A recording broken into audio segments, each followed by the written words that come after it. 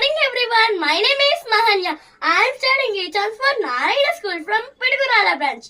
Today we are celebrating International Women's Day, a day dedicated to honoring the achievements and strength of women across the globe.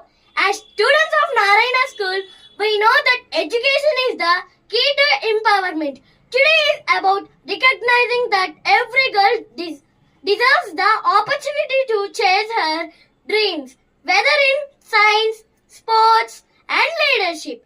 I want to talk a moment to salute who define unconditional love and strength. Our teachers who guide us with passion and patience, helping us build our future with our friends who are future leaders, scientists, and change makers.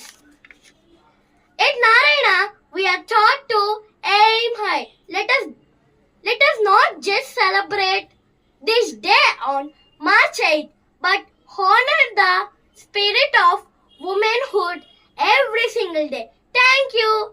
Happy Women's Day. Happy Women's Day, dear lovely sister. Thank you.